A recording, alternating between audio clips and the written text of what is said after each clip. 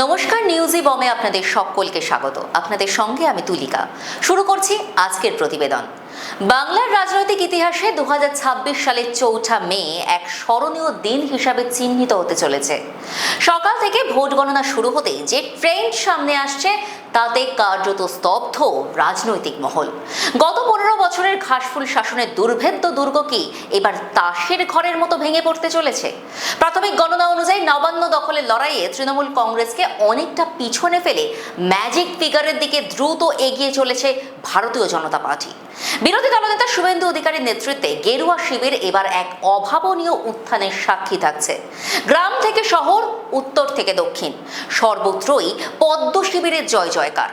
অন্যদিকে মমতা বন্দ্যোপাধ্যায় দীর্ঘদিনের শাসনে এবার কি তবে জবনিকা পড়তে চলেছে? সেই প্রশ্নই এখন বড় হয়ে উঠেছে। এই অভাবনীয় নির্বাচনী ফলাফলের নেপথ্যে যে বিষয়টি নিয়ে সবচেয়ে বেশি কাটাছেঁড়া চলছে তা হলো এসআইআর বা স্পেশাল ইন্টেন্সিভ রিভিশন। রাজনৈতিক বিশ্লেষকদের একাংশের মতে এই এসআইআর প্রক্রিয়ায় কি তৃণমূলের কাল হলো? ভারতের নির্বাচন কমিশন এবার নির্বাচনের আগে এক অভূতপূর্ব ভোটার তালিকা সংশোধনী প্রক্রিয়া বা এসআইআর চালায়। এই প্রক্রিয়ার মাধ্যমে প্রতিটি ভোটারের তথ্য বাড়ি বাড়ি গিয়ে যাচাই করা হয় এবং পুনর্নিবন্ধন বাধ্যতামূলক করা হয়। এর ফলে পশ্চিমবঙ্গ থেকে প্রায় 10 লক্ষ থেকে 1 কোটি ভোটারের নাম তালিকা থেকে বাদ পড়ে যায়। বিরোধী দলগুলোর অভিযোগ ছিল এই প্রক্রিয়ায় মূলত পরিযায়ী শ্রমিক এবং সংখ্যালঘু ভোটারদের একটি বড় অংশ ভোটাধিকার হারিয়েছেন, যারা দীর্ঘকাল ধরে তৃণমূলের ভোট ব্যাংক হিসাবে পরিচিত ছিল। গণনার প্রাথমিক তথ্যে দেখা যাচ্ছে বিজেপি বাংলার ম্যাজিক ফিগার পেরিয়ে সুবিধাজনক অবস্থানে রয়েছে। বিশেষ করে জঙ্গলমহল, উত্তরবঙ্গ এবং মতুয়া অধ্যুষিত জেলাগুলোতে বিজেপির দাপট স্পষ্ট। এমনকি কলকাতার কিছু অভিজাত এলাকাতেও তৃণমূলের হেভি ওয়েট প্রার্থীরা পিছিয়ে পড়েছেন।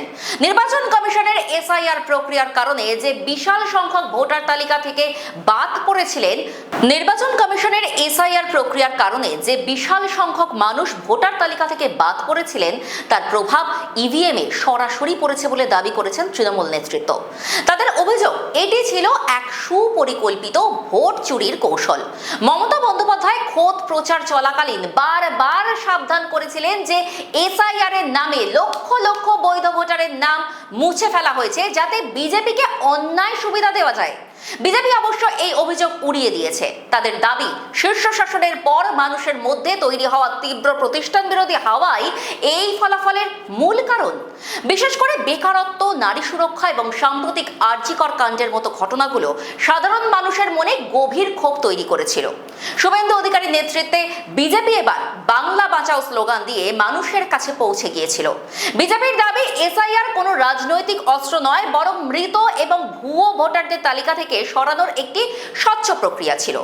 তবে পরিসংখ্যান বলছে এসআইআর এর ফলে ভোটার সংখ্যা কমে যাওয়া এবং 90% বেশি রেকর্ড ভোটদান, এই দুটি ফ্যাক্টর তৃণমূলের গণভিত্তিকে নাড়িয়ে দিয়েছে। বিকেল গড়াতে যখন বিজেপির জয় প্রায় সুনিশ্চিত বলে মনে হচ্ছে তখন নবান্ন চত্বর খাঁ খাঁ করছে। তৃণমূলের দলীয় কার্যালয়গুলোতে নেমে এসেছে নিস্তব্ধতা। উল্টো দিকে হেস্টিংস এবং মুরলীধর সেন লেনের বিজেপি দপ্তরে চলছে বিজয় উৎসব। গেরুয়া আবিরে আকাশ বাতাস ঢেকে গেছে। বাংলার রাজনীতিতে কি তবে এই এসআইআর এক নতুন যুগের সূচনা করলো, নাকি তৃণমূলের দীর্ঘ শাসনের ক্লান্তি মানুষকে এই পরিবর্তনের পথে চালিত করলো? এই প্রশ্নগুলোর উত্তর পেতে আরো কিছুটা সময় লাগলেও আপাতত বাংলার আকাশে পরিবর্তনের হাওয়া স্পষ্ট। রাজনৈতিক বিশেষজ্ঞদের মতে যদি এসআইআর এর ফলে সত্যি তৃণমূলের সমর্থক ভিত্তি কমে গিয়ে থাকে তবে তা আগামী দিনে ভারতের নির্বাচনী ব্যবস্থায় এক নতুন বিতর্কের জন্ম দেবে।